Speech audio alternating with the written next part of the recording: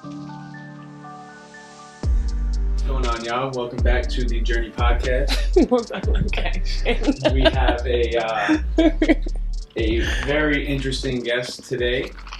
Someone that is very close to me, and honestly, someone that has a very similar yet very different path to success in the basketball world, and a journey, if that's what you want to call it. That's why we're here. But thank you for joining us, Erykah Russell. Thank you. Thank you for having me. Yes. I know we spoke about doing it, so I'm glad we finally got to it. You're finally back in New York. Yes. And, always on the move. Yeah. So, obviously, you've had crazy journey from... Yeah, that's definitely one word for it. Yeah. Yeah. I don't know many people that have had one like similar to mine, in their, obviously in their own, situationally is a lot different, right? But just the ups and downs and going all over the country and injuries and stuff happening. There's not many people, a lot of people have, I guess you could look at it like, they'll go to a school 4 years and, they work their way up, and it's more of like a traditional, right, and find a new direction.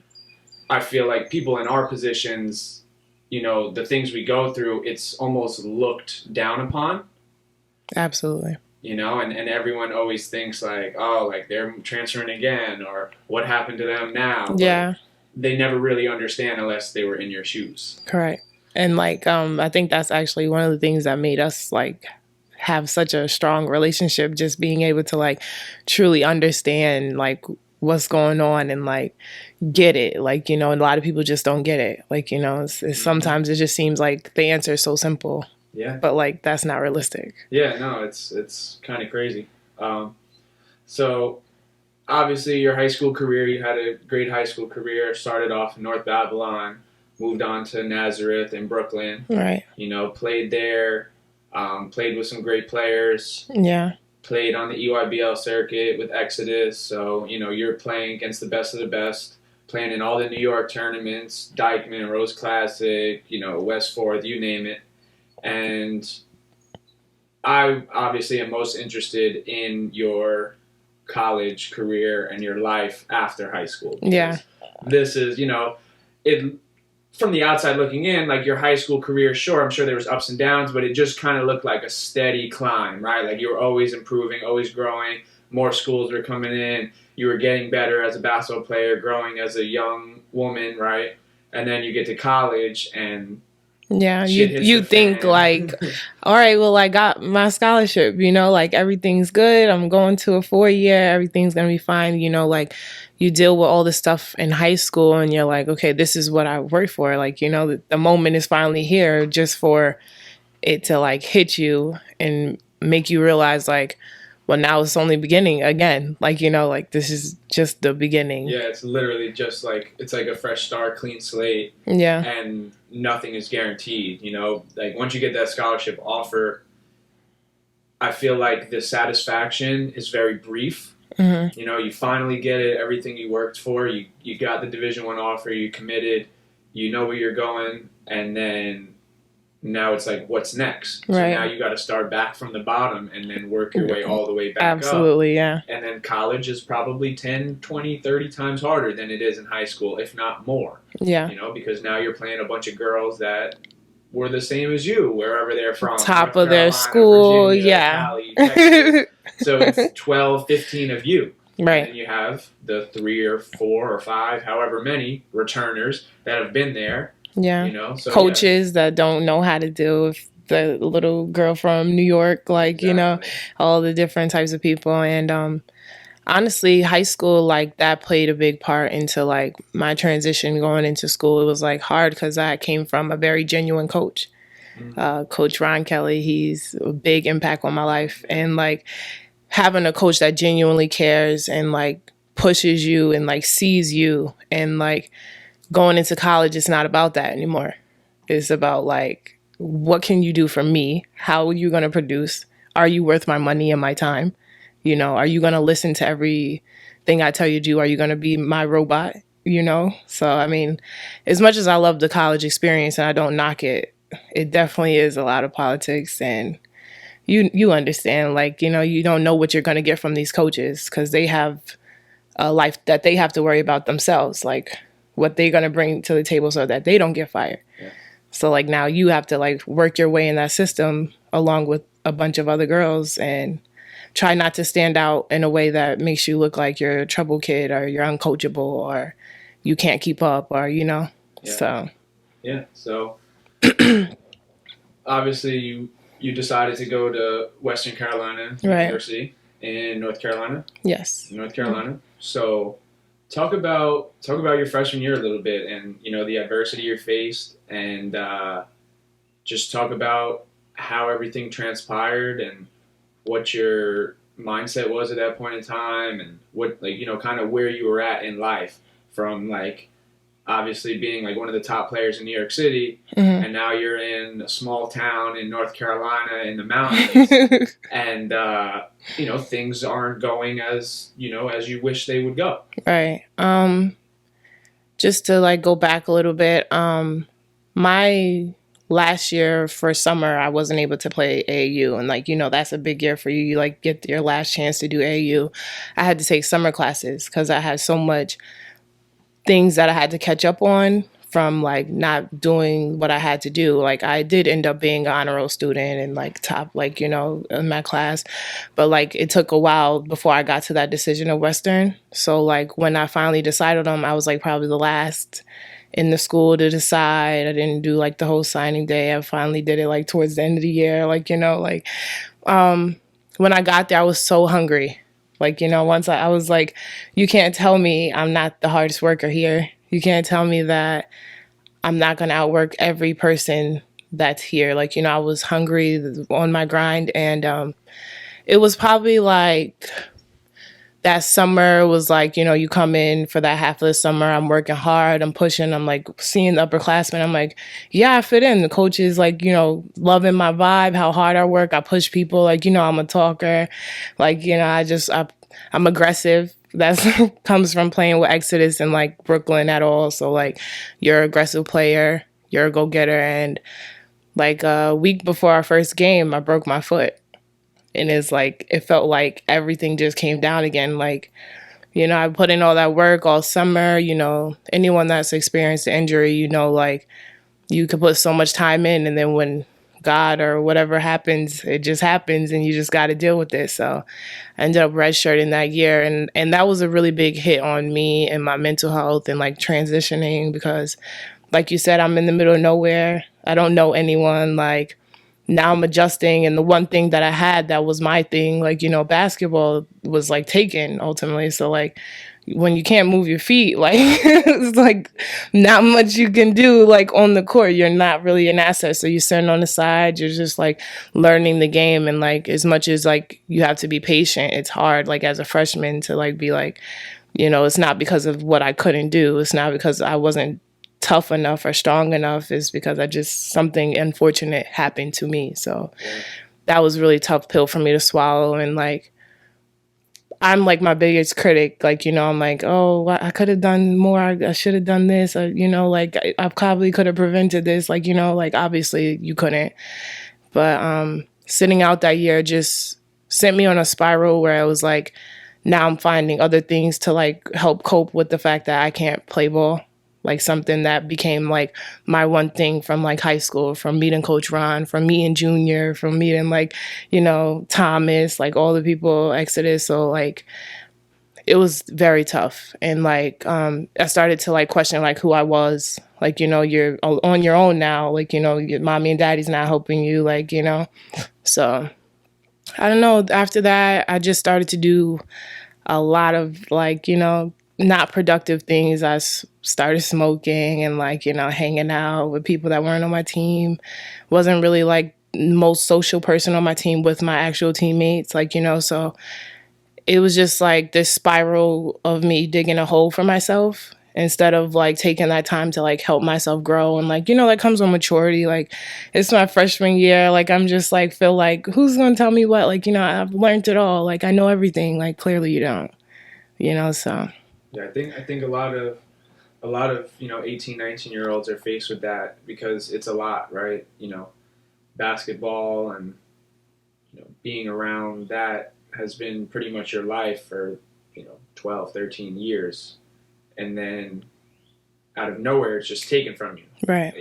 Snap of a finger. Right. I've never had an injury ever in my life until that. Like, so then you can't do what you love, and now this is why a lot of athletes struggle with finding an identity after sports or right. without their sport, because they don't know anything else. So that's why people like yourself, like you said, you end up in bad situations doing the wrong things because you're not yourself, right? Right. Basketball keeps you on track, right? It makes you work out every day, makes you keep your grades up, it makes you a better decision maker when you are not on the floor, right? Because you're like, yo, if I get in trouble, right, or something could go wrong that could,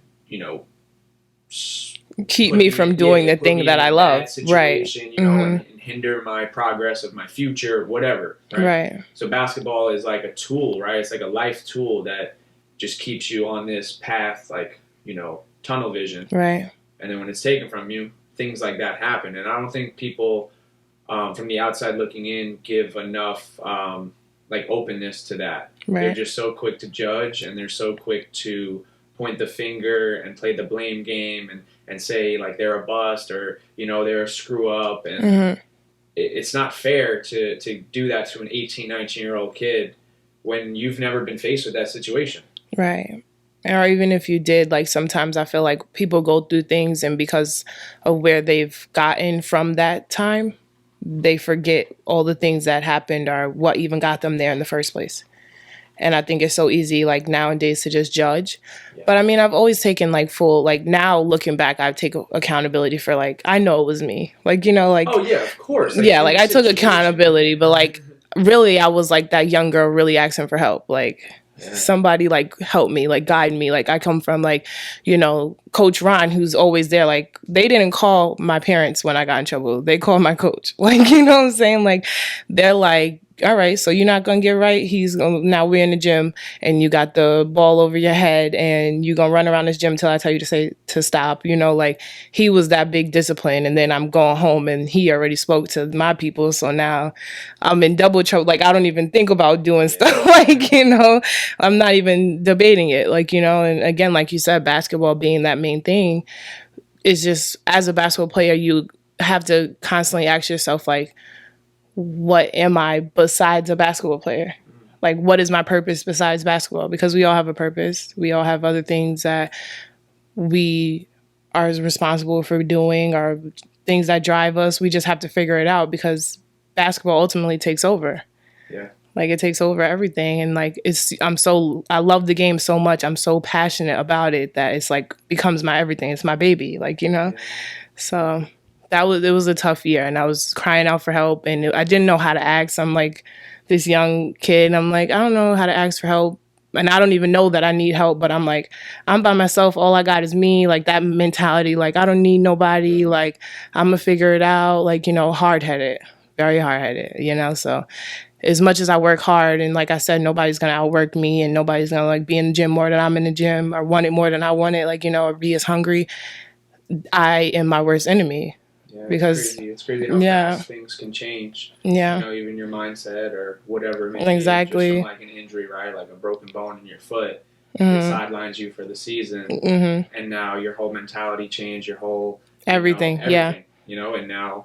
So talk about after the injury, right? You redshirt. So how do you bounce back from that? And like, what's the next steps at Western Carolina coming back as a redshirt freshman? Right. So after that, like I said, I was getting into the wrong crowds, like, hanging out more than I should be, like even more attentive to like my actual teammates, like still smoking, doing little things on the side. And I think that it dug a hole for me. Like even going to games, like I'm so hard-headed, like I'm on the sideline. All my job is only to just come sit on the bench and watch people play. And my coach is like, don't wear Crocs. I'm like, I'm going to wear my Crocs. Like, like, what do you mean don't wear Crocs? So like I dug such a hole for myself that when it was time for me to come back and play, I feel like my coach didn't have that trust for me anymore. Like she's like, I can't rely on you. Like, I don't know if you're that go-to person anymore, even though like you have the talent, you have the drive, you have the passion, but I don't know if I can come to you, which rightfully so, but obviously then I couldn't see it. And a big situation ended up happening. I think I like told you about like it was an away game. We were playing South Carolina. It was like the one of the first few games of the season. I'm so excited because I think Aja Wilson was playing. And I was like, this is like, I played against Bianca Cuevas. Like, she was on my high school team. Like, you got the Yasmins, like Clay, all those people you play with. Like, they're all big D1 players. Like, so I'm getting a chance to play against one of the top post players in college. One of the best women's time. In the WNBA currently, like, so I'm like, I want to show what I got. Just, I'm at Western Carolina. Obviously people sleep on you, like it's not really D1, quote unquote, like whatever, like, so I'm like, I don't care if we win or lose. Obviously I'm going to shoot for us to win, but I'm going to show her like what I can do is my chance. How many opportunities do you get to do something like that? That night, one of my teammates got in trouble. She couldn't come to the game. She had drove up to the hotel anyway. And I had stopped smoking. I stopped doing that. Once basketball season came back around, I was like, nah, like it's not worth it. Like, I'm not gonna be that kid that gets in trouble for smoking in school, like, but I did decide to leave the hotel that night, and my coach found out. One of my teammates had told on us. I was so upset about that, but like, she told them that we were smoking, and that's really, I think, main part. Like, obviously our safety, but like, coach was so mad about that, and she's like, "You guys can't play." Like, another thing, like, wow, shattered me. Like, that was my one, like, why couldn't I just like stay still for the night? And like, because now I'm looking back, I'm like, it was not even worth it. I didn't even do anything. Like, I'm just hanging out with kids from South Carolina, just trying to be fast and have fun and forgetting what's the main point of me being there in the first place. So she found out, we got back. She made us run on the field, drug test us. I was the only one that passed the test. Everybody else failed. Like, obviously they were smoking. It was 3 other girls. And when it came down to it, I wrote a big apology letter. Like, I was like probably the most sincere. And I'm the one that wasn't smoking, but I know that I still did something wrong. And she punished me the same way she punished them. She told me I couldn't play for the rest of the season, that I had to not be a part of the team, go to counseling to talk about my drug addiction. It's not funny, but like, yeah, she's like, talk about your drug addiction. You can't practice with a team until you apologize. And then that's after you do your 5 a.m. workouts every morning by yourself, and just ultimately excluding me from the team even more than I already felt, because I already sat out my freshman year. So I'm like, I do know that I deserve punishment, but I didn't feel as though that punishment was the right one for me, since like I wasn't smoking, like, but like, who am I to say what punishment is appropriate? So I dug that hole. So like, you can't even see me in a different light anyway, so you see what you want to see. You saw what happened, and the facts are the facts. So I decided to leave. I told her, thank you for everything. I'm like, it's the middle of the year, so I'm not even really thinking about where I'm going to go next, but it's like December, Christmas break is about to happen. Like, I'm like, I'm just going to go. And I think I end up calling my mom. I'm like, well, I'm getting in trouble. I didn't smoke. Like, I'm not getting in trouble because I'm smoking, but I did leave the hotel. Like, I felt like I was letting everyone down, like all the people that fought for me in high school, all the people that helped sponsor me to go to a Catholic school, like my coaches that went so hard, picking me up, paying for my tournaments. I didn't pay for anything basketball. Like, everybody always provided things for me as long as I worked hard. And I felt like I was just letting everyone down, because it's like, you don't know what your next move is going to be. And you're now making another decision that's going to alter the next 3 or 4 years, So that was like really tough. I ended up. Did you at that point, like, did you have a lot of regret? Like, where were you at mentally? Were you feeling, regretful, or kind of just like ready for the next opportunity? Like, where was your head at that point in time? So once you understand you're leaving Western Carolina, you got to find a new school. Like, where are you at mentally? it was like, there's stages. At first I'm like super sad, the world's ending, you know. Then I go into like I'm regretful, then I'm angry. Like, why is everything happening to me? Why is, I feel like I'm not responsible for anything. Everybody's doing this to me. Everything's happening to me, not for me, like that type of mentality. And then I just realized after a while when it really came down to me, like moving out my room, I was like, you know, I can leave here knowing that I did everything that I could. I didn't want to waste more time. And that's always been my, you know, goal, not to waste time somewhere I don't feel wanted. I know that I've dug this hole and I can't get out of it. And like some coaches are not going to tell you that you're in a hole. They're just going to let you sit there for the next 4 years and just like let you just be the example, like, so I was just like, I'm content with the decision. And I know in the end, God will always find a way. Cause that was me in high school. I couldn't pass a class. I made varsity basketball in 7th grade. Like for the high school, I would take a bus to the high school, but my grades weren't good enough to stay on a team for a season until I got to Nazareth. Wow. You know what I'm saying? So it's just like, God always helps me figure it out. And I know that I will figure it out. Like, it's not the end all be all, but like that's a process. Cause first is like, all those other steps that I told you before I got there to be content. So at this point, so you didn't feel any type of way that it was like self-inflicted? Because obviously now looking back, you understand the things that you did were self-inflicted and like they could have been avoided. Right. But it's hard to see it at that point in time because, like you said, you always want to point the finger at someone else. Right. Why is this happening to me? Mm-hmm. And kind of play, just play that game. Not feel bad for me, but it's hard at 18, 19, 20 years old when you're that young. To understand, like, and not that we're old, right? Like we're 23, 24, 25. Right. And we mature so much from that 19-year-old self to now 25, 24, like, so was that something that you look back now and wish things would have played out, or are you happy the way everything is? I think there were so many lessons that I needed to learn. Like that's what I wanted to hear. Like I don't think I thought I was so ready for everything, and then now looking back, like I don't regret, like I don't feel like sorry for myself. I don't feel like I wish it would have worked out here. Like, like everything literally came in its own time. Like, like I needed to learn those lessons. I needed to go through that. Like sometimes you have to learn things like 3 or 4 times or like, before you feel like, what, I get it now. It's connecting for me because like I can hear it when other people are saying it to me. But like, is it processing? Like, I don't think I was ready to receive what my true purpose was until like now. Like, I'm still trying to understand it. But yeah, I feel like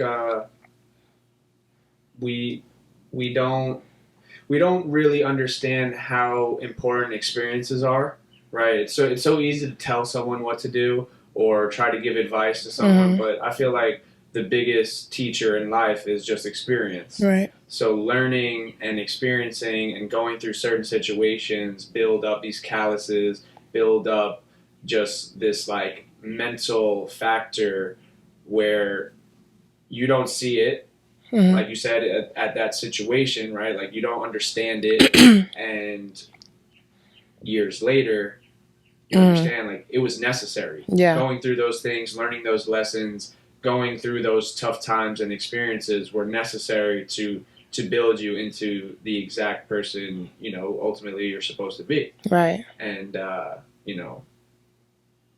we go through that all the time, especially as athletes. Yeah. It's a bumpy road. It's a lot of ups and downs, and it's never this, straight trajectory to success. You gotta fall down. You gotta, hit a brick wall, right? Hit rock bottom, and then kind of squirm your way back, right? And fight back through, and then find this other path. And all, it's necessary. Yeah. Everything you go through is necessary, and you would not be who you are today if you didn't learn those lessons at that young age. And I don't even think like my coach even like knew me. Like a lot of people like were around me, but like I don't think she ever like knew me. I knew she wanted me to be. I know she was trying to push for me to become. But she didn't even know like my mental health was something I was dealing with so badly. Like the while I was there, I was seeing someone like a therapist and a psychiatrist, and like that was like the beginning of like them like diagnosing me like depressive. Like they told me I was bipolar. They told me personality disorders, my anxiety. Like they were telling me all these different things, and it's like obviously like it's a balance. So it's like things you watch over time. So it's like they're just telling me all these things. So I'm just like, oh, this is wrong with me. That's wrong with me. Like and my coach is just seeing like I'm just this trouble kid. Like but it's like ultimately all I wanted was like somebody to notice like I'm trying my best, like the best that I know how, like Yeah, yeah. You think as an adult figure and someone who pretty much has 13, 14, 15 young women. Yeah. You'd think they'd have a little more understanding, especially being in that position of leadership, and try to build more relationships and get to know the players. And I think that's what a lot of coaches lack, from my experience, is the relationship building part. And I think the best coaches are the best relationship builders and are the best mentors and leaders. Like you can lead, right, and you can be a mentor to your players in a certain way. And I've learned that now, like being a coach, right? Right. Coaching AAU. And I kind of took bits and pieces from all the coaches that I have had, and kind of made it my own, Right, absolutely. And I feel like obviously I'm super young in the game, but I have an understanding on like how to reach a kid. Like you have to understand, you can't speak to every kid the same way. You can't. Right. You can't coach every kid the same way. You have to understand, but you wouldn't know that unless you knew the person. Yeah. Unless you know the player, unless you know what they're going through off the court. Right.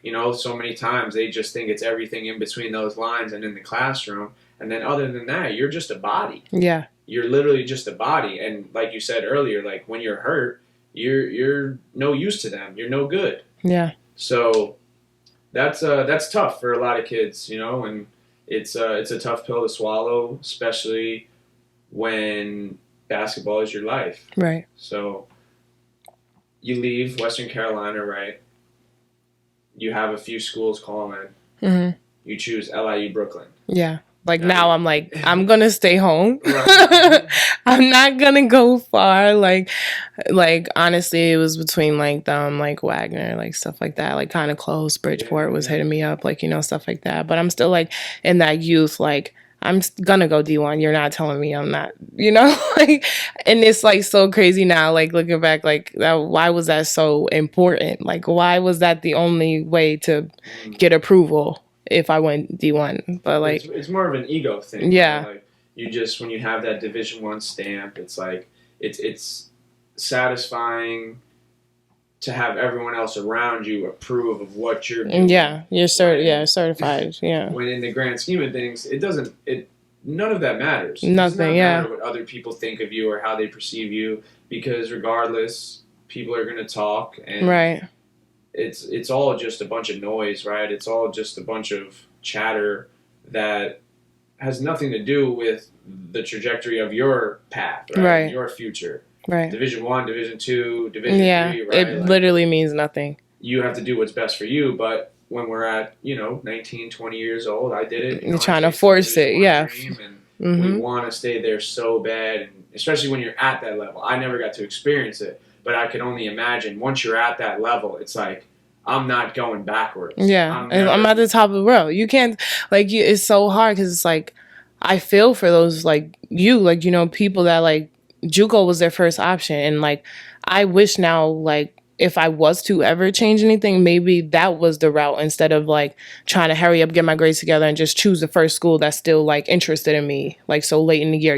Like, I commend people that actually decided to do that because they understood, like, it's a process, and not saying I wish, like, but it's definitely something, like, not to be shameful about or, like, to look down on. And I think so many kids, like, if coaches need to get across more, like, it's not about that. Like, it's really not about that, because you'll end up in a lot of places and situations that you don't want to be in. Yeah. So. Yeah. So talk about your time at LIU Brooklyn, and obviously this is like a turning point in your life, and a very personal and I guess like emotional time for you. Of course, you know. So you're back home. You're back in Brooklyn, where you played high school. You grew up playing in the parks. Yeah. And now you're playing Division I for pretty much the city's team. Yeah. And things, you know, start to change for you. So I kind of want, this is I feel like what really changed you as a person for the better in the long run. But it was necessary, right? It was something that eventually was going to happen, where you had to face these things to be where you're at today. So yeah, talk about just how things, you know, transpired at LIU Brooklyn, and how you handled everything. Right. After leaving my first school, I don't know if I like really learned like anything. I'm just like, you know, it didn't work out. You know, I'm still like in that mentality, like things are happening to me, and I'm still trying to figure out my mental health situation. But I'm like, it could take a back seat. Like, you know, I need to worry about how I'm going to get on this court. Like, I'm on year 2 now. I got to sit out a year, so I can't play until December of the next year now. So like, I have to now wait again. Like, you know, like so this is like 3 years, and what have you played? 6 games? 2 games in 3 years. Yes. Graduated 2016. Yes. And now this is 2019 before you play, you know, you played 2 games in Western Carolina in 2 years, and now you have to sit out again. So that's a lot. It is like, you know, so driven on basketball. So I'm like, okay, I'm not going to make the same mistakes. Like, you know, you could tell yourself that, like, you know, I'm not going to make these mistakes. But again, like I said, a lot of things taking the back seat that should have been the first of my priorities. I got there, everything was like fine, you know, it was a very quick process. I didn't really get to evaluate the school. Like, you know, I'm not like talking to every single person. I'm not like asking all the questions I need to be asking. My main goal is like get into a school, like have them secure that full scholarship so I can graduate. Like, I need to graduate. Like, if I don't get anything else out of this process, like, I want to be able to graduate. Because like right now I have opportunities that a lot of people in my family don't. So I'm like, okay, my goal now is to graduate, and I still want to be on the court and show everybody what I can do, like, you know, who I am, like outside of all the trouble, you know. So I get there, things are ultimately going the same way, but differently at the same time. We have these dorms that are like apartments, and I just slowly started to like fade away into these apartments. I just would lock myself in there. I started smoking again. I started doing a lot of things that I shouldn't have been. Like, just like when I wasn't in practice, I was locked in my room. Wow. Like, I'm not leaving. I'm not doing anything else. I'm smoking in the morning. I'm smoking in the afternoon. I'm smoking at night. I'm smoking before practice. I'm just, like, every time I had free time, I'm like, this is the only thing that's making me feel alive. So do you think this was because of the mental health problems you were facing? Absolutely. So you were using it as like a mask to mask your problems. Yeah, and you know, like weed, it doesn't make you feel better. It just like makes everything continue to go downhill, especially if you have an imbalance. So like that was the main thing when I was talking to a psychiatrist and therapist, they tell you how unbalanced you are. So like liquor throws that off, like weed throws that off. Anything can trigger you into like having a very depressive episode or having a very manic high, like, you know. So I didn't realize how bad my depression was until we started playing, and I'm like, now I don't want to hear anything from anyone. Like, my coach is like telling me little things. I remember one day I came to practice late. I was on the phone. I don't even know who I was talking to. It probably wasn't even important. I came into practice late, and I guess I was mad. And my coach is like, why are you coming in late? Obviously, like a coach should, like, you know. And I'm like, why are you talking to me? I like literally said that to her. I'm like, why are you talking to me? This is great. Like at a Division One, a Division One's coach, like, why are you talking to me? Just yeah, like just completely you not giving a fuck. No, like like completely. Eighth grade T-ball coach. Like completely not caring, you know. So she's like, well, if you don't want to be here, leave. I said, well, I'm here. And like, I'm just like hitting her, like not caring. I don't care what's on the line. I'm saying whatever I want, like, I mean, and do something. You've always had like a little bit of a little, yeah. You have, like, you've always been like a hothead, right? Like for sure, court, like, yeah. You can see it, but not this bad. Yeah, no. I would have never talked back to Coach Ronna Thomas or like you know, there's like a level of respect that you have to be at. And I'm so like in my own head and like battling myself that I don't care what is at stake right now. Wow. Like everything is just up. No, so I feel that. I know what it's like to be. Well, I don't really know too much of where you guys were at, but just from the little, yeah. You know, like if I take something out of context, no, you're fine. You're fine. No, I know what it's like to be like you're dealing with something and someone comes at you with you just blow off on someone like, bro, I asked you for a bagel. You know what I'm saying? Yeah, yeah, because every little thing now is like a trigger. Yeah. Like you didn't even say, she didn't say anything to me that was wrong, like outside of a coach's expectations. Like it was you. I was wrong. Exactly. You showed up late. I was wrong. You used to do that to me. Yeah. You guys were so mad at me for no reason. Wouldn't talk to me. Like we'll be hanging out. Wouldn't even talk to me for like 45 minutes. All I did was like, you know, like flicker in the head or something like that, just pissing her off. Yeah. Like, bro, I told you, like stop it.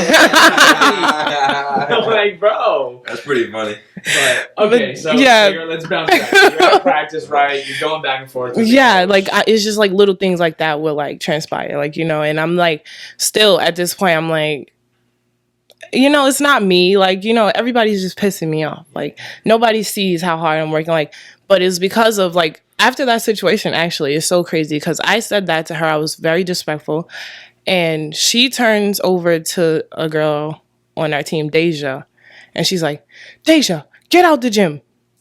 Deja obviously like didn't do anything. Like she was not even a part of what was going on. And because of like my coach still knowing like, all right, I trust in you. I know that you're a good player.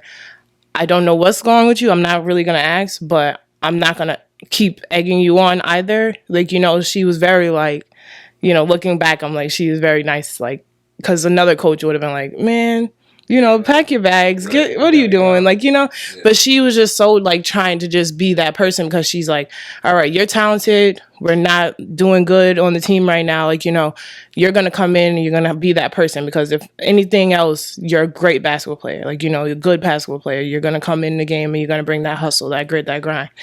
So the girl Deja got in trouble or whatever, but like that just continued the cycle. So like I finally able to play. December comes around. I only played like 2 games before she ended up. No, I'm skipping. That whole year I'm like sitting out or whatever and dealing with the mental health stuff. And it comes around like I started doing like self-harm. So I started to like, you know, do that stuff all the time and like again hiding it, locking myself away in the room, smoking it before everything. Like it's to the point where I know like somebody around knew that I was like smoking every second of every day, but it's like it's whatever, like, you know, nobody on my team's gonna call it out like, oh, you just smoke, like it's like cool, like whatever, like we all smoke, like it's fine, like, you know. But little did everyone know like I'm caving, like I feel like I'm drowning, like I don't feel like I even want to be here anymore. And it came down to a point in time when I just didn't want to be alive anymore. And I ended up like going to my mom's house or whatever, and like this whole big thing or whatever. I ended up in the hospital for like 2 weeks, you know, and that was really hard for me because it was like, you don't have a choice but to address it now. Like, like, you know, they're taking your laces, they're taking your phone, like, you're literally locked away. Like, you can't avoid this anymore. Like, I was crying for reasons I don't even know, like, but I can't stop it. My emotions are like so out of control. Like, everyone's making me angry. Everyone's making me sad. I still don't want people around, but I do want people around. I just want people to notice me and see me, like, you know. So that was like really tough. And after I got out, I was supposed to stay on my meds and like produce after that. So when I came back, I think my coach allowed me to stay home for like 1 more week. And she was like, okay, now come back. Now practice. Like, you know, you don't get no time. You know, like, what do you mean? Like, you got out. Like, they let you out. Like, so you're fine now. You know, like, and I'm trying to tell them, like, okay, well, I still need to go to see my therapist, like, twice a week. And Was that helping? no. You think when you see a therapist or you speak to anyone about your mental health, you need to make sure that they are attentive to you. And I think there's a lot of therapists, like I've spoke to many people, and it takes a long time before you finally feel comfortable with someone. And the lady that I was going to, she would forget what I told her the last session. Yeah. She'd ask me the same question. No, And I'm just yeah, like now I'm just sitting here like, and mind you, I don't come from a rich family. Like, my copay was like $50. So I'm paying $50 copay and then like hoping my insurance covers the rest. And like, I'm like asking my peoples now, which obviously they like are trying to help me and try to get me that. But like now, because like I can't even go to my sessions because my coach is making practice at the same time I'm supposed to go see my therapist. And then when I do go see my therapist, she's like, oh, asking the same question that I, like, you know, so I know this. So like now I'm just going downhill again. Like now I'm just like, okay, well, like I tried to do this the right way. Like, you know, like I went to go get help. I spoke to my mom. Like everything is just like still not working, you know, like it just like, you know, it just was just downhill. And I think it was the hardest because it's like, you're so like obvious, like, you know, you're screaming in someone's face and they're like, you know, they can't even hear you. Like, you know, like it's like, that's the hardest part because then you start feeling like no one cares about you. You're alone. Like, you know, you start having those bad thoughts, like, you know, talking down on yourself. Like, maybe I'm just crazy. Maybe it's just me. Maybe nobody else feels the same way that I do. Like, you know, obviously those thoughts just start to like multiply. Like, those aren't things that just like, you know, it's like a one hitter. It's like the more you think it's just going to keep going and multiply and just, so. What do you think, looking back now, what do you think something that could have helped you in a more productive way in that situation where, like you said, you're screaming for help, it's like people are deaf, right? People are blind, they can't see it, they're not noticing it. So what do you do? Because this could be obviously advice for someone else dealing with the same things that you went through, and you are a, you know, survivor of it, like you got through it, right? And you understand how to cope with it and deal with it now a lot better than you used to. Right. So, you know, what advice would you have for someone dealing with those thoughts and fighting those demons, and like, what do you do? Like, if you could go back now, you know, 2-3 years ago, what would you do differently? Is there something you could have even done differently? That's like, you know, it's like a hard question, you know, because there's like so many different things. Like everyone's like, why didn't you just talk to someone? Why didn't you just say something? But it's like, I felt like I felt like I wanted help, but also I didn't, because I'm still in that mentality. Like, I could do it myself. And when you deal with mental health, like oftentimes we feel like we don't want to feel less than normal. I'm just like you, like, you know, like I can do it. I can deal with it. And I think one thing I would tell my younger self is like, it's okay not to be okay. You don't have to like pretend like everything's fine always, you know, because that's just hurting you more. Like, you know, like they say, like closed mouths don't get fed. Like, if I needed that year off from basketball, that's something I should have done, you know, to work on me. And instead of like addressing it, being so young and like still trying to understand like all these different things they're trying to label me as, like, you know, and thinking like, maybe I'm crazy and talking down on myself. Like, it's okay to just take my time and do things in my time and like And when I'm ready for it, I'll do it. Like, you know, but it's like, I'm a basketball player. I can't sit out. Then nobody's going to want me. Then I can't graduate. If I don't graduate, I'm wasted opportunity. Then all those people that worked hard to get me where I'm at, I'm letting them down. Then I'm letting myself down. Then, like, you know what I'm saying? It's just this monopoly so it's like so hard to answer that question kind of, because it's like, even now, sometimes I don't know how to answer those questions. Like, you know, and I've gotten so much better with dealing with my mental health and being more healthy about it, and not letting it brew, and understanding what triggers me and knowing when I'm going in that spiral.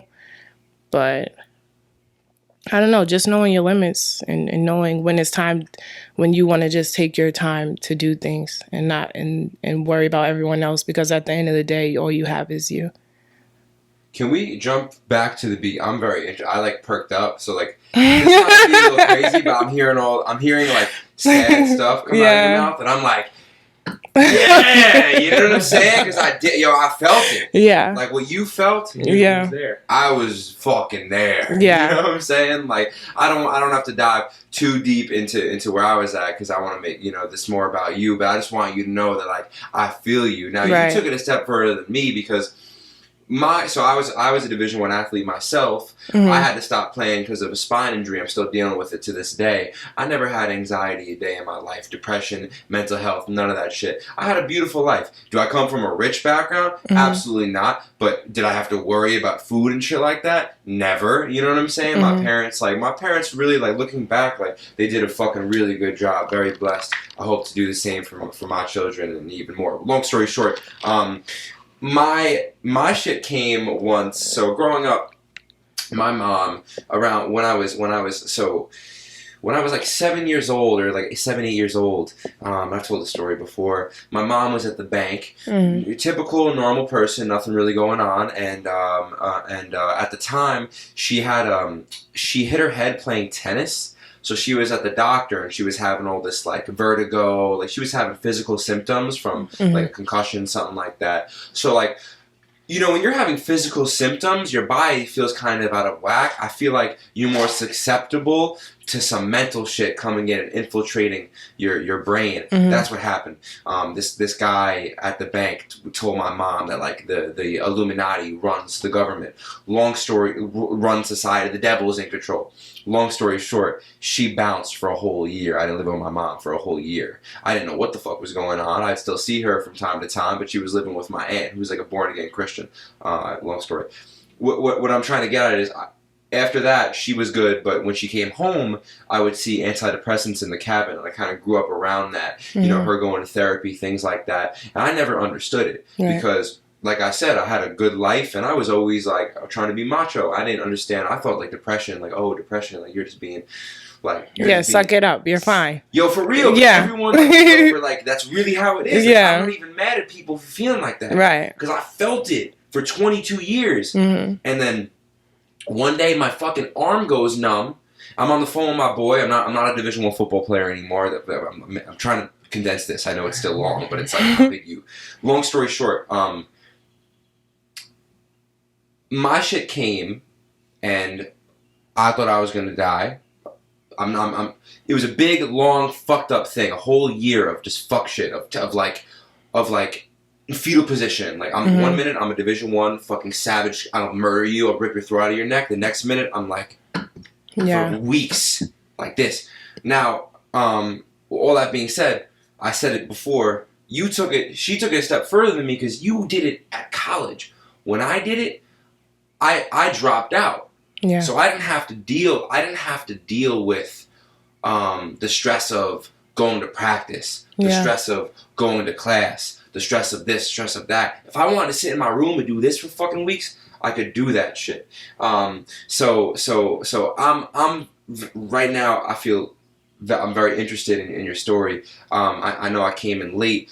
I want to ask you, what started this? I told you, when I was 22, it happened for me. Like, what kind of started it? Did you guys already go over that? No. Yeah. Go dive into that. Yeah. Did you always like grow up like? Because I remember in like middle school, kids would go to the therapist. I don't know what the fuck these kids do. Yeah. Bro, they tried so hard with me. Like when my mom died, my dad the guidance counselor, the teachers, everyone would be like, yo, you need to go talk to someone. Yo, you need to go to therapy. And Right. I was silent.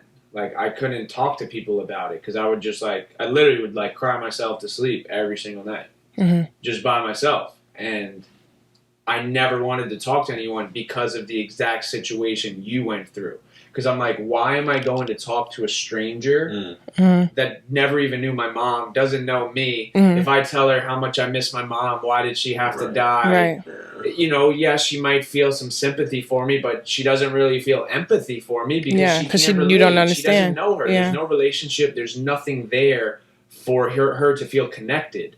So I was like, and I'm 12, you know, so I'm like, yo, why am I going to talk to some adult? You know, and I would talk to my dad a little bit, but even us, like, both, because, like, he took it so bad. Yeah. So I was, like, totally against therapy.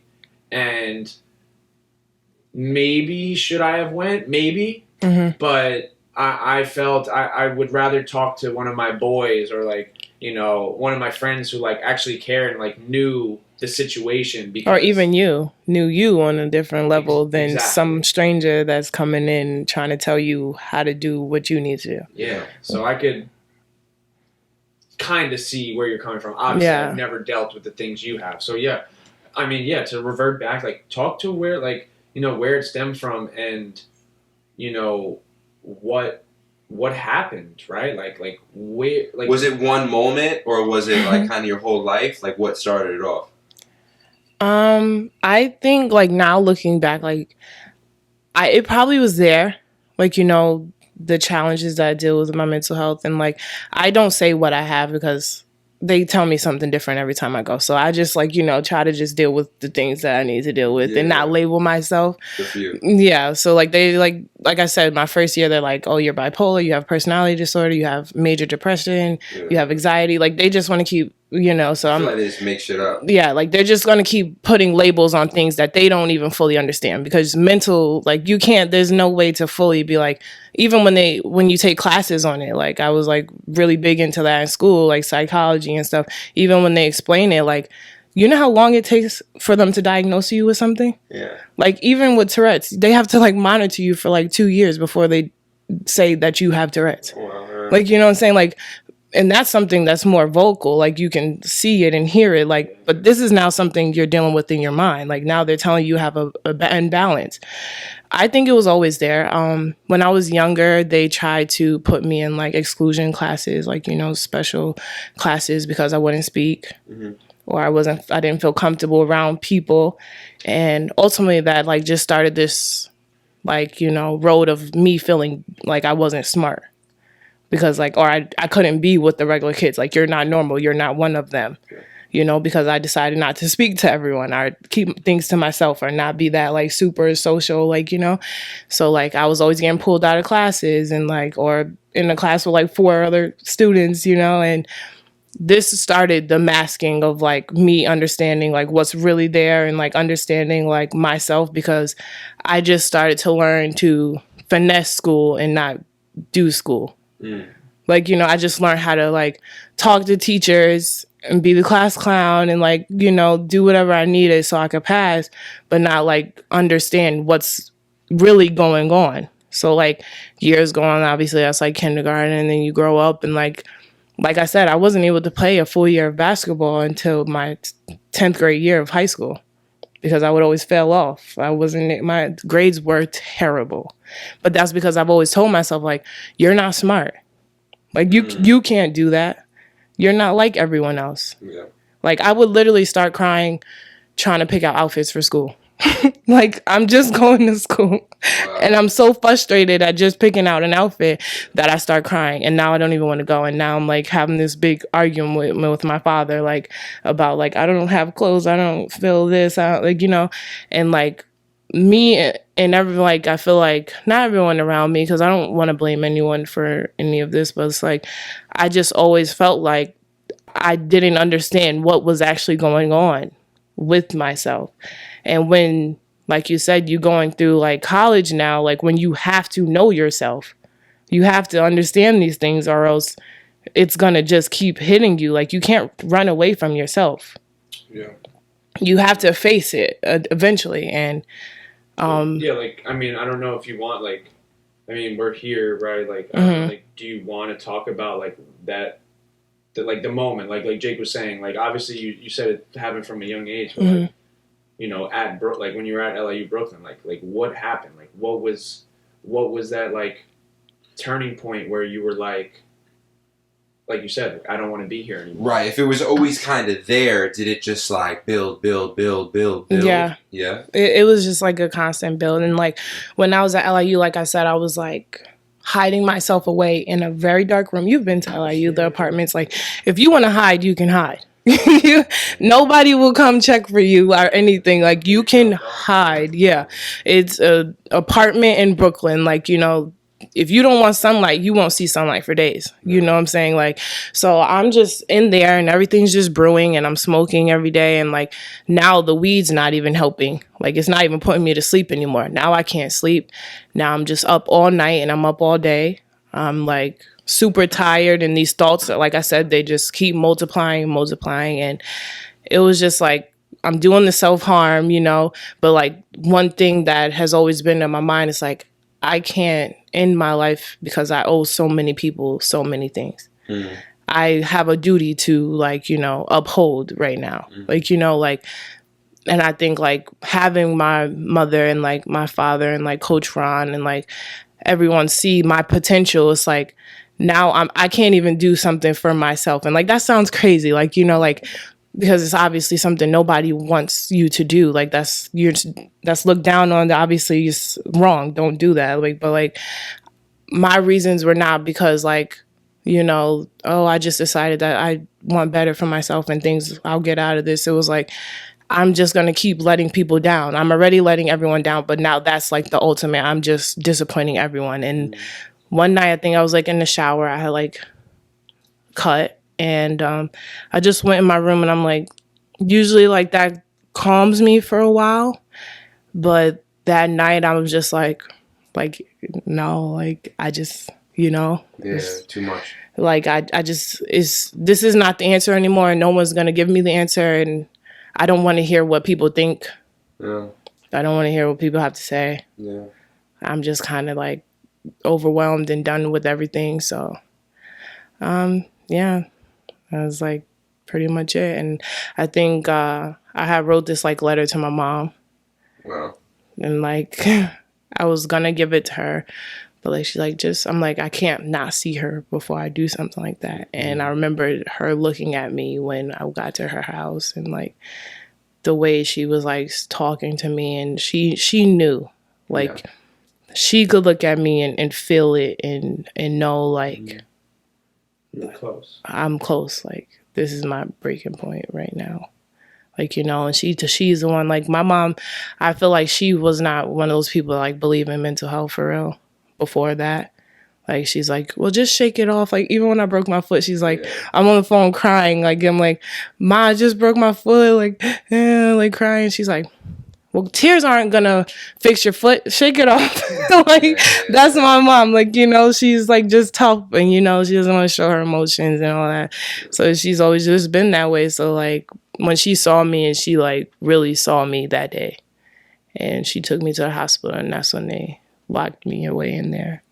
Yeah, because I remember I was in the Virgin Islands at that time, and like we would talk, you know, pretty much every day, at least a couple times a week, and you didn't answer for like 2 weeks, and obviously I know you. Yeah. Sometimes she just won't answer for 2 weeks just because like she'll post on Instagram 1 second, I'll call her, no answer. I'm like, bro. What's going on? Doing that. So I was I wasn't even really worried. Yeah. Because I was like, this is normal behavior. Normal. Yeah. And 2 weeks went by and then I think you finally texted me and you were like, hey, I just got my phone back. Yeah. And then I'm like, what happened? And you and Nick came. Nick, yeah. Oh, you know Nick, Nick? yeah. That's funny. Him and Nick was was his junior. really, He taught Nick the camera. really. Oh, that's so cool. Yeah. Yeah, like him and Nick, like Yeah, we went out to eat. we went out to eat. Like it was like my first day, like out. I'm like, back. We went. I was like, bro, like Nick, we gotta go. We're going. Out to eat. And they just like they always like care about me so much. Like they're always there for me. Like especially him. Like no matter what, everything. Like even how we even became friends. Like it's like it just if I know I can count on like there's certain friends you can count on for sure. No matter what, it's always been him. Like and my mom, like they all my pops, everybody in my family knows him. Like everything. So that's like so big time to like get so much love after something like Jurassic like that happens. Yeah, you should call him if you're feeling low. He knows that still. Like the other day I'm so frustrated and he's like starts texting me like, come on, like do this workout, do this like he's calling me. I'm like, I'm at work, dude. Like what are you doing? Right. That's funny. All right, so now I want to hear about so the lowest low, when was that? That was LIU Brooklyn, right? Yeah. Mm-hmm. So how long ago was that? 2018. Yeah. Okay, so there's been some time. Yeah. Oh, yeah. So yeah, I want to get out the dark, right? Like so we got to the mud, right? Like that was the lowest lows. Okay. You transfer, right? You get out of LIU Brooklyn, which is probably the best bet for you. She grew up playing high school basketball in Brooklyn. She's around all her friends, everyone she knows. It's not the right situation. So you need to get the fuck out of New York. Yeah. And she goes in the middle of nowhere, West Virginia. Nice. Division II, University of Charleston. Yeah. Talk about this because this is where the next chapter opens. And this is where you really write your story. Right. I didn't know about Charleston. I think they had been like hitting me up for a little minute, but my friend Rajaya, she was actually one of the people I got in trouble with in my first school. So we had ended up leaving at the same time, but she went straight there. And her coach at the time, Becky Burke, which became my coach, she was hitting her up like, you got to tell her to come here. Like, you got to tell her. And like, Rajaya's my man's, like, so I'm like, she has like almost that same like attitude as me, so like she can get a little angry, like, so she was like, like come here, like, like, and if she's saying that like she really messed with the coach, I'm like, oh, she got to be like, and like Becky Burke's one of those people, like when you see her, like you can just look at her Instagram page, or like when you see her in person, like you see she lives by what she's trying to tell her players to do. Yeah. And like that's really big because it's like, you get these coaches and they tell you what you want to hear. And then you go there and like it's really a whole different person. You don't know what you're gonna get, but like with Becky Burke, you pretty much know like this is what she wants. This is how she is. She gonna run it like a D1. We're at a D2, but she went to Louisville, and she's gonna like let you know what's up, like no matter what. And that was I needed that. Yeah, I needed that because I haven't had that since high school. Like being around Coach Ron, he's not gonna hesitate. Like he'd knock me upside my head. And like that's a coach. Most coaches like you don't have that. Like if you're with a coach and you don't have that like relationship and they do something like that, you like nah, you're bugging. Like you know what I'm saying. But like he could do stuff like that, and I'd be like, man, like but I'm gonna get low. Like I'm gonna be like So like I got there and like things just started working. I think like everything just came into place for me, and it was like away from everything, away from distractions, and like we were saying in the beginning, like everything came in time. So like without all those other things happening, I wouldn't have been ready for West Virginia. Like if I would have went there my first year, I don't think it would have went as good as it went because I had so much learning and progress to do. And like although that was like such a dark time at LIU, I needed that. I needed it so bad to like help me produce and grow as a person, because if I didn't experience that, I would have kept like disassociating myself with all the things I needed to deal with. So I got there. She ended up leaving. She got like a good offer upstate. So you played your junior year. Yeah, I played my junior year with her, and that was like my first full season of college basketball. I'm like sitting out like 3 years in a row, like only played 5 games. Well, you played like what, 10 at Brooklyn? No, right? Not even. Mm-mm. How many? I played 2 at Western and like 3 at LIU. 5 games in what, 4 years? 3 years. 3.5 years. Something like that. Mm-hmm. Yeah. Like crazy. Like, you know, like I'm only here for basketball and I've not played a game. Right. So that was my first season. Right.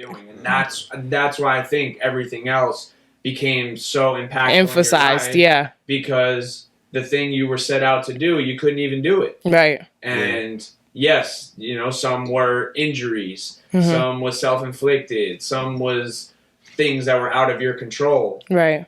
And now you're in a position where you're in a great situation. You're with someone who cares, and pushing me, like, and now you see how good you really are because you thrived in that position with everything going well, right? Right. Like, I'm sure your mental health was a lot better there. Yes. And I was able to deal with them, like, you know, whereas before I'm like, I'm fine. Like, just leave me alone. I'm figuring it out. Like, you know, but now I'm like, okay, well, like, yeah, you missed your meds today. Like, stop playing around. Like, you know, like, like, it's okay that, like, you know, so I didn't even get to those, like, really low times. Like, I didn't even get to the point where I was able to, like, get that low anymore because I'm, like, so attentive to myself and to my needs and, like, understanding, like, how important it was to, like, love me and put me first, you know? And I was able to do that and still put basketball as a priority and still put my books as a priority without feeling like, all right, you have to choose,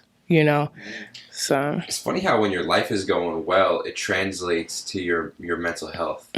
Like I'm making a strong case right now for like building out a career in something you love and making a lot of money, and essentially building just like a dope ass lifestyle. Like, I don't know, like mansions and jet skis and yachts and like there is like a monetary thing in all of that, but it just, to me, I feel like I was at my lowest when I had like nothing to look forward to. So I'm like building like this like extravagant lifestyle, but in a way it keeps with an extravagant lifestyle, my mental health can probably get, you know, here, but without all of that stuff, I can go all the way to the bottom. But I don't want to make the case that it's about money. It's more so like building, like when you're in a good spot, good environment, you know what I'm saying? Like, that's sometimes I feel like we try to overcomplicate and it's like, was it my father, or was it this moment or this experience, or was it this video? And it's like, yo, like, you're just living in the wrong state, you know? Something as simple as that could help. Yeah, too many times we try to pinpoint specific situations and use that as an excuse for why things didn't work in our favor. Right. And you have to know that you aren't that situation. Right. Right. Things aren't happening to you, they're happening for you. Yeah. Right.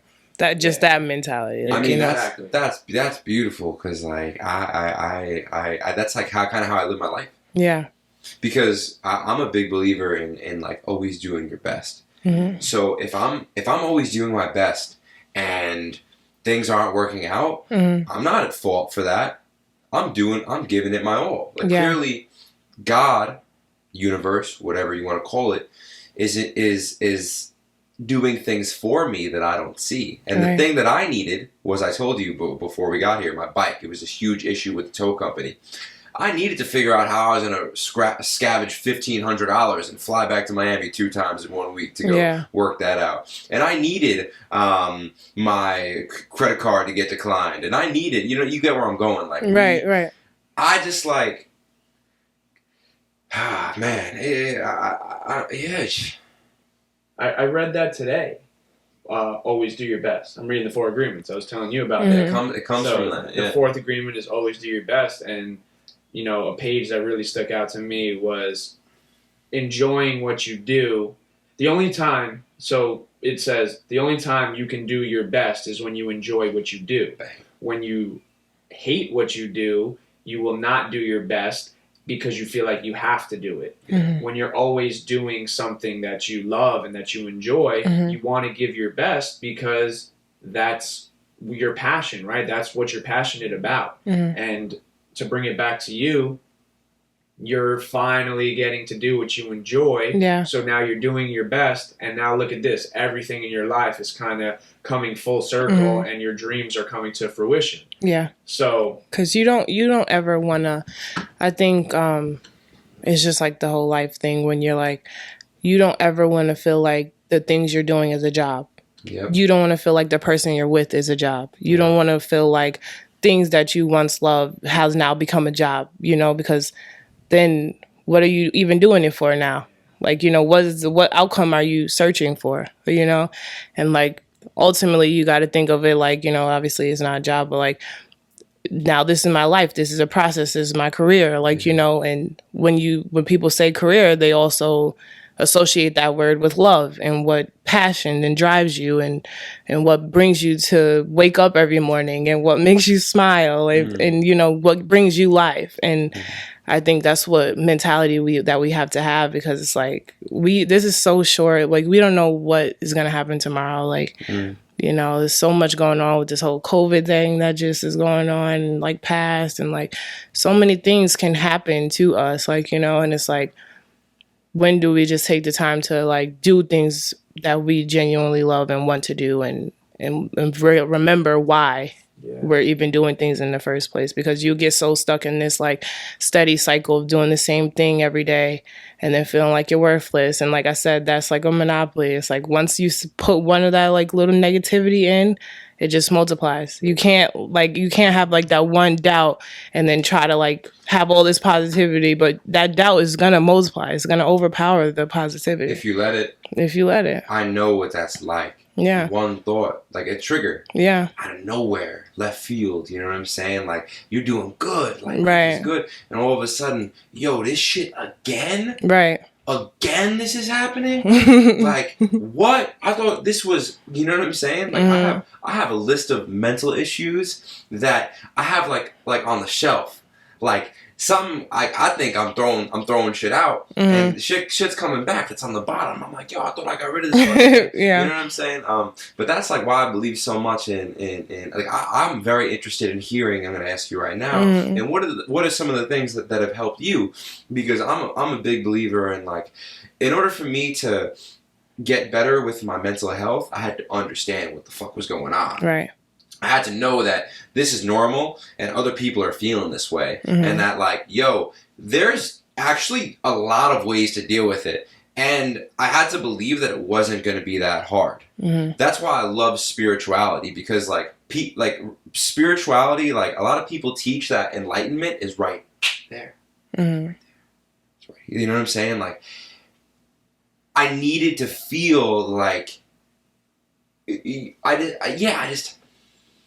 there was some from it was really easy for me to hop on the spiritual personal development train. Right. When I say that, I mean like read all these fucking books, was because they were helping.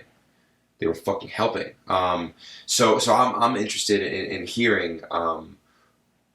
Before we get into that really quick, the point that I'm trying to get at is I love spirituality because although things may come up, like, I thought you were on the bottom shelf. This thing came up. It's fucked up. I have tools to deal with it. So instead of being like, this shit's back again, it's like, all right, it's here. Chill the fuck out.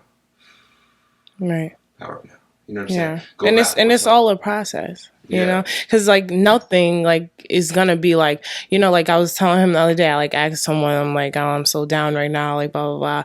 And it's like, I'm not really looking for answers. I just really want you to, like, listen to me, And, like, it's like, they're like, oh, just be happy. Just, like, just think positive. Just think positive. Like, everything's fine.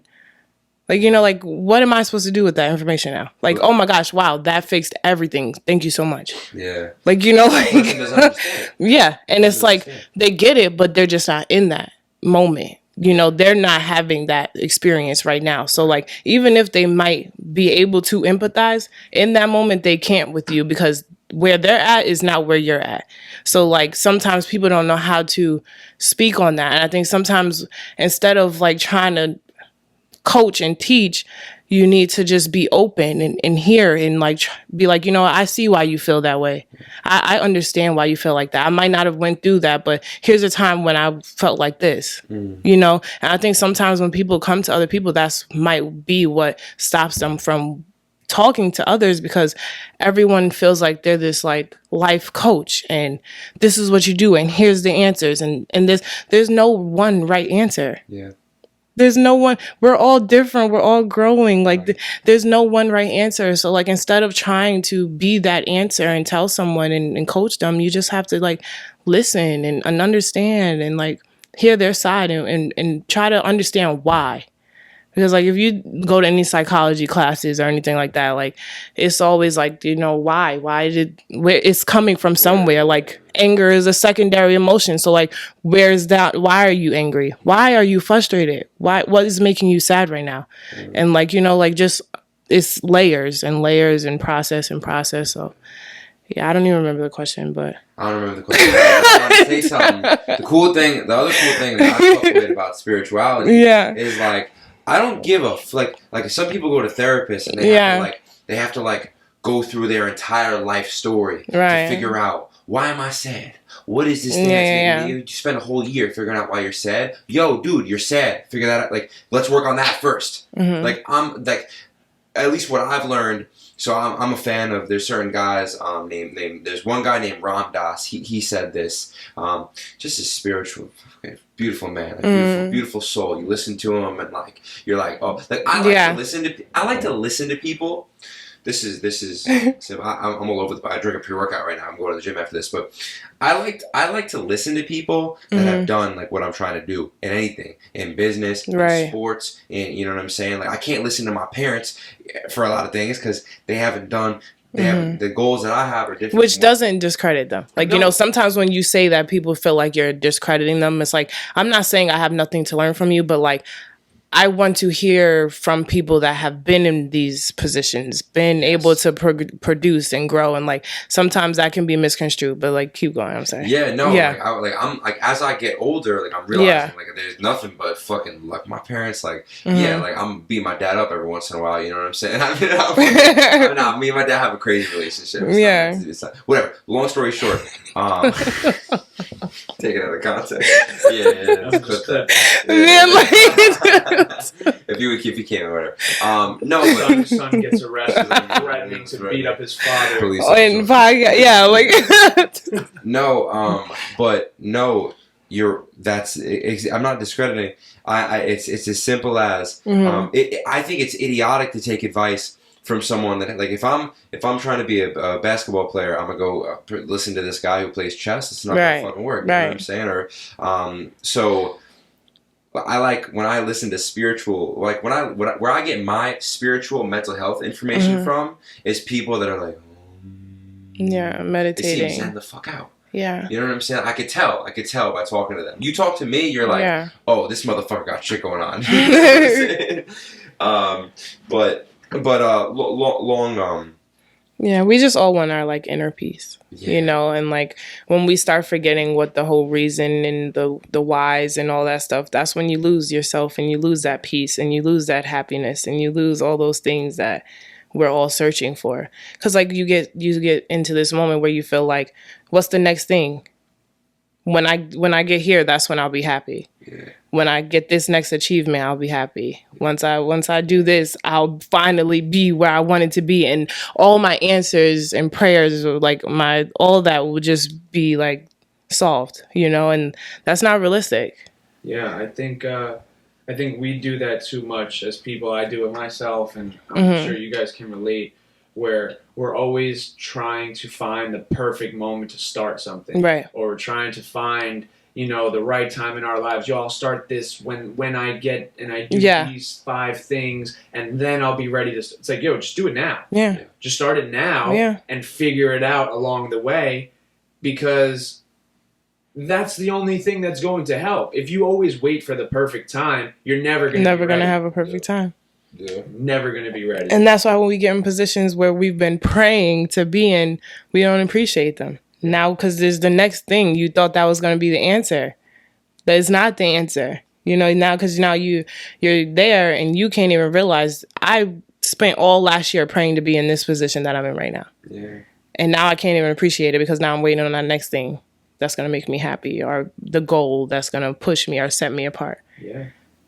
Well, obviously that has been like the story of your life. Yeah. And I mean, not to skip over the Charleston, right? Senior year, you know, we could kind of condense it. You guys make an amazing run. Right. You win the conference tournament. Yeah. You are a main component to team success, right? Averaging a double-double. You know, you're scoring 25, 15 rebounds, you name it. Like, yeah. You're doing it all. You guys go on this great run, Elite Eight, yeah. Division II, NCAA tournament. You guys fall a little bit short, and your college career is over. And where do you go next, right? So your college career is over. You're about to graduate, and now you always wanted to be a professional basketball player. So kind of talk about the next endeavor that you just recently signed. And so I just recently signed with Portugal, a team called Jadessa. It's in Barrio, which is in Portugal, but I'm so excited about that. I'm like the next level for me, and like I know that the journey doesn't stop. You know, it's like there's gonna be up and downs there because I'm going to a new country. I've never been out the country before, so like I'm so excited. I'm just ready for the next adventure and my next part of my story, testimony, or whatever, you know. So yeah, I think everything you went through has prepared you for this exact moment, and right. You know, you've already gone through the worst. You've already faced, you know, all your demons. Not all of them, right? There will always be more throughout your life, but you know, how much more can you endure as a person? You know, I feel like everything else is kind of going to be minuscule. Right, because it just made me so much stronger. Yeah, so much stronger. Like you know, we talk about it and like we have our talks and stuff, but like we're so strong. Like, you know, like they, like you say, you know, you say like so many. Camera died. So you were saying how we're so strong. Oh, we're so strong, and like there's so many people I know like would have folded if they were like us, like, you know, like, or just like, you know, we all have our we all have our own battles to deal with, but like because we've been through so many things, like it's just gonna remind us when things are hard. Like, you know, I've been through so much worse than this. Like, you know, I've been through the toughness. Like, I've been through being declined, denied, told no. Like, you know, so you can't break me. And like, as long as I have like God by my side, I'll be fine. Awesome. Well, thank you for sharing your story. Thank you. I was really glad we could hear that. This was good. This was really good. I'm so glad I could be in the studio. I'll be watching your videos. I'm like, when you gonna invite me to like? Great, you got a bunch of tips coming your way, a bunch of bars. Oh my goodness, yeah. Are you a fan of the personal brand? You trying to grow? Like, do you care about like your social media at all?